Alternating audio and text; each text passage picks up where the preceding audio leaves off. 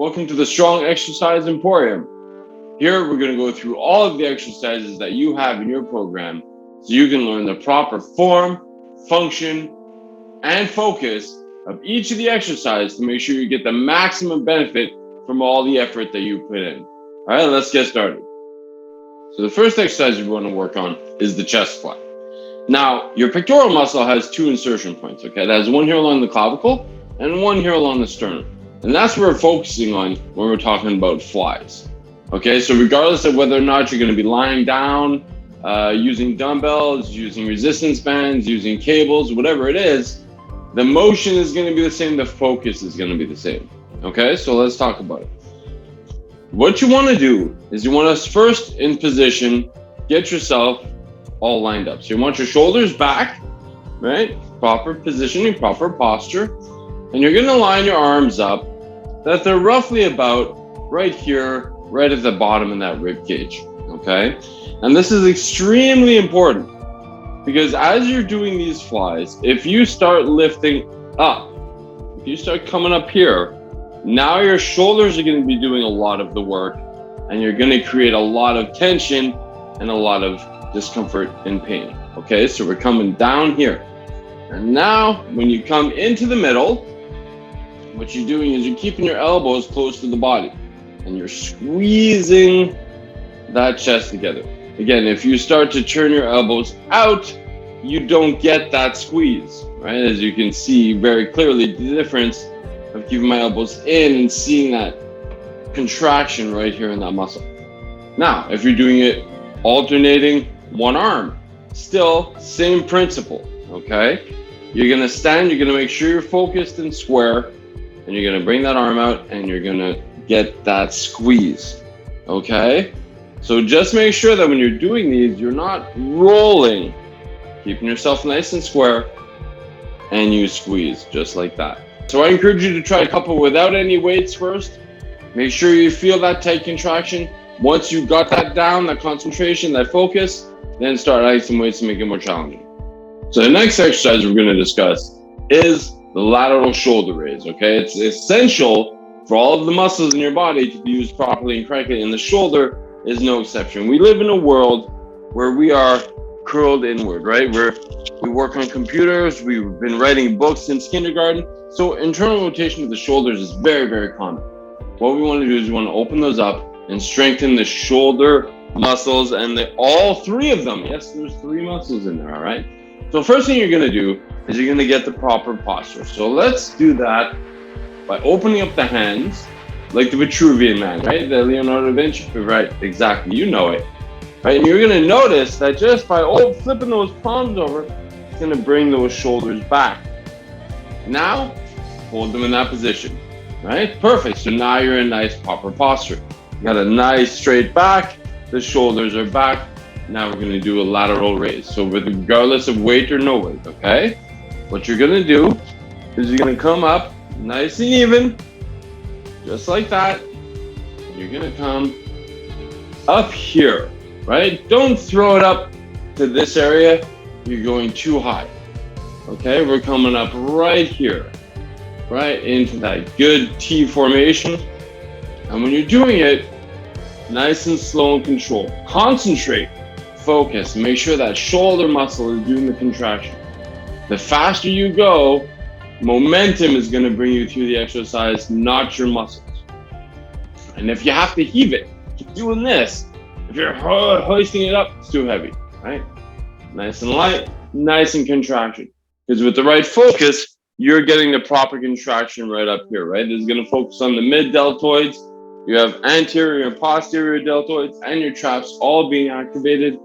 Here we go. Now, for the added bonus, for those of you who work with me, we concentrate on stabilizing muscles. So what we're going to do is we're going to do this exercise on one leg.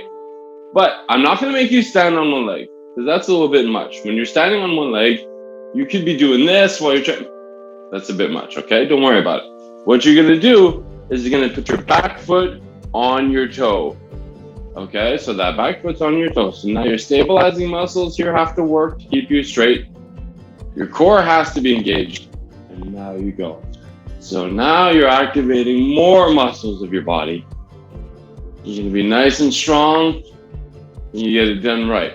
All right, so like I said, remember, posture, form, and focus. So do a few without any weights. Make sure that you can feel that contraction in the shoulders, and then you're ready to add some weight to make it more challenging. All right, good job. Next exercise you're gonna work on is the row. Okay, now the row is very essential in the scapular mobility and strengthening of all the muscles in that region. It's not just one muscle, there's about 12 of them, okay? And scapula means shoulder blade region, so that's what you want, okay? So you're gonna have these things being nice and strong and help keeping those shoulders back in that proper posture. So let's concentrate first on form, okay? So again, we have our proper posture. We always start off in proper posture. If you have to get the hands in this position, fine. But first, get those shoulders back. Good, now we're nice and straight. Now, when we do a contraction, what a lot of people do incorrectly is that they'll pull with their arms first. Right? So as they're doing a row, whether it be a bent over row or a seated row, they'll pull with their arms so that their scapular mobility is only in this small section right here. That's not what we want, okay? What you want to do is from this position, you move the shoulder blades first. So done right, now the shoulder blades contracting is what's bringing those arms back. And then we just finish it off. So when you do it, try to think that there's something that you are trying to squeeze between your shoulder blades. Okay, there's a quarter in there and you're trying to squeeze it, right? So the arms are out. You make sure that your arms go all the way out so you get that good stretch, right? We want the scapular region to move. So we go all the way out and then we contract in, right? So we pull in. We're not using our arms. Bring those shoulder blades together. So concentrate whenever you do this, pinch. Keep thinking pinch until it's second nature and you'll get it. So no matter what you're doing, if you're doing it a bent over, right? You're still pinching. If you're doing one arm, you're still pinching, right? It's that pinch. And when you do the one arm, make sure that you have your shoulders square. You don't do this, right? So nice and square, pinch, pinch, right? And now you're gonna get the maximum results out of the effort that you're putting in. The next exercise we're gonna work on is what's called the super band deadlift. Now, in this scenario, okay, the band is supposed to be there to add a little bit of extra resistance. But like I always say, if you can't do it properly without weight, you shouldn't be doing it with weight. Okay, so let's get rid of that and we'll talk about form, function, focus, okay? So, when we're doing a proper deadlift, what you're gonna do is you're gonna lean forward. Now the focus of this is your lower back, the lumbar region, and your glutes. Yes, your glutes, very important. Okay, so we're gonna bend forward like this, keeping our toes straight. And as you come down, what a lot of people do incorrectly is from here, they squat down. That's not why we bend the knees. We're bending the knees so we can disengage the hamstrings and get a deeper bend, okay? So as you come down, now you're coming down here, you see. So you're not squatting, you're bending more forward. And then when you're more forward, you squeeze the glutes to help bring you back up, okay? So even though it could look like a squat, and sometimes you might catch yourself squatting. So try to focus. Stay in the moment, proper posture, bend forward first, right? Then disengage the knees and bend forward some more. Good. And eventually, right, once you do a few of those slowly, then you'll be able to do it all in one nice smooth motion, right? Once you get that down, you're clenching those glutes to help straighten you up, to bring those hips forward, and your lower back is straightening. Then you know what? Go ahead and add some weight because you got it down pat and you're killing it. All right, the next exercise we're going to work on is the hip bridge. Now, there's quite a few people who get a lot of pain when they do hip bridges. Now, that might be because their core is weak, but it also might be because their form is incorrect. All right, so we're going to get down on the mat and let's show you how to do it properly.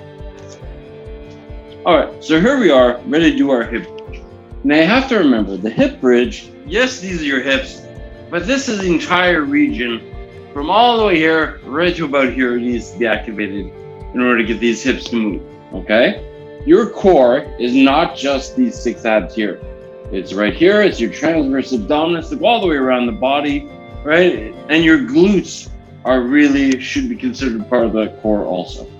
What a lot of people do wrong is they get their knees in tight like this, okay?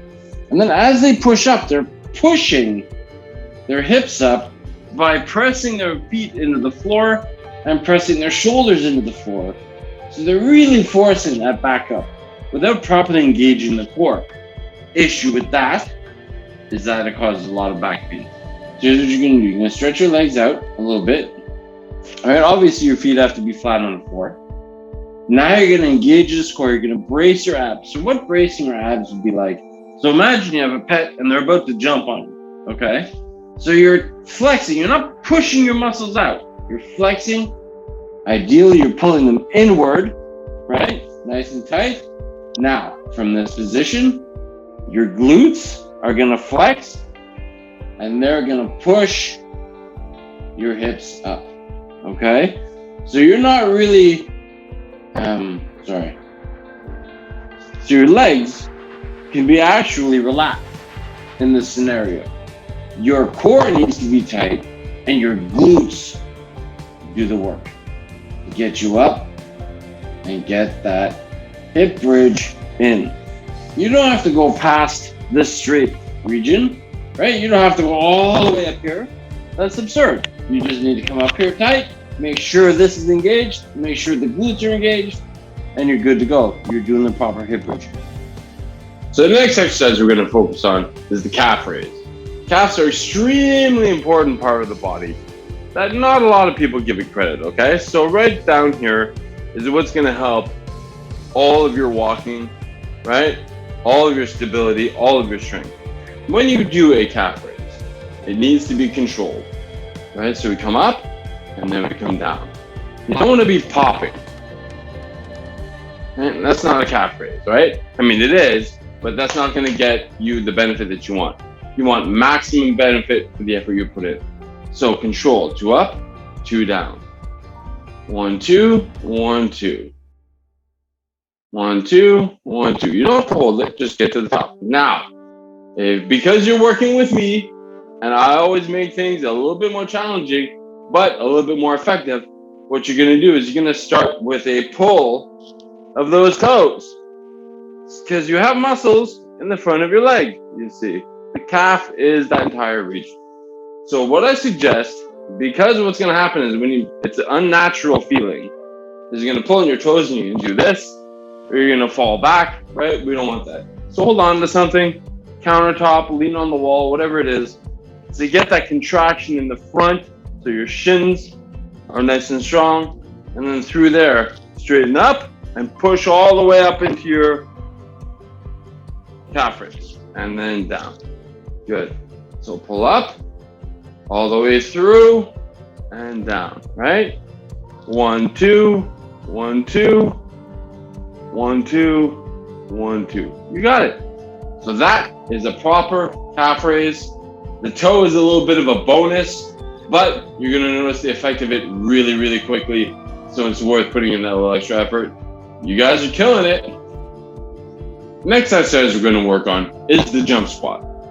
Now, there are 3 main categories of muscle fitness, right? So you have strength, endurance, and power. The jump squat is a power move. Now, when you're doing a power move, do not rush, okay? This is not a cardio exercise. This is a power move. And it's gonna suck some air out of you, so don't worry about it. All right, so what you're gonna do, very similar to a regular squat, you're gonna sit there legs straight, not too far apart. This is too wide, because that puts a lot of tension on the groin and the hips, right? So just like this. Okay, now you're gonna come down, like a squat, and as you come up, you're gonna push through with the calves and jump. So just a little hop. When you come down, don't land on your heels. Let your toes absorb you and take you into the ground. All right, so up and down. There we go.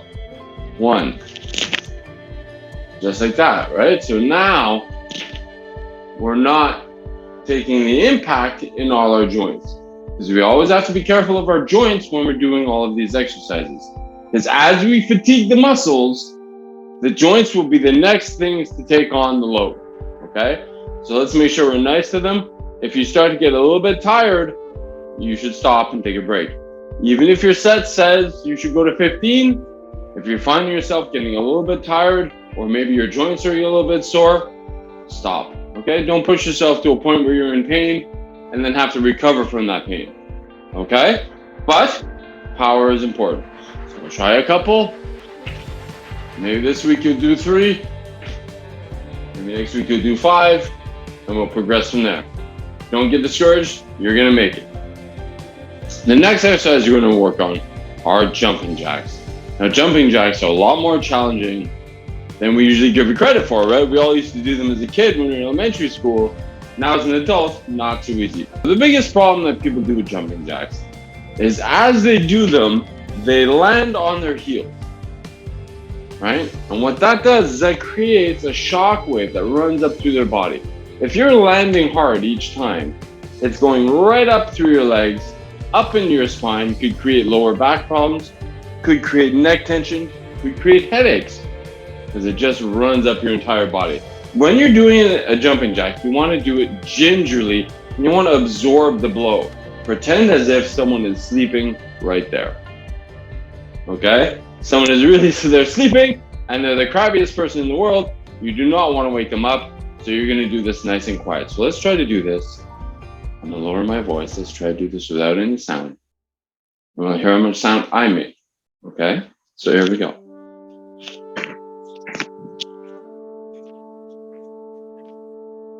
See, nice and gingerly. Now I'm 200 plus pounds. If you are 100 plus pounds, because I'm guessing most of us are at least over 100 pounds, you should still be able to do this relatively quietly. If you start to get tired and you are hitting your heels on the ground, you're gonna have pain. So once those heels start dropping, you've done too much. It's time to stop. Okay, it's normal. Your muscles are gonna get tired, right? Don't expect that you're gonna be able to do this all day and not be tired. I mean, this is why we're doing this. Now, variations. Okay, one of the things that a lot of people have, maybe they have a knee injury, okay, that they can't work on. Maybe they have an old ankle injury. Maybe they have a shoulder injury. One of the best things you can do are step jacks, okay? So step jacks are the same motion, just one side at a time. So we're not getting that airborne hop.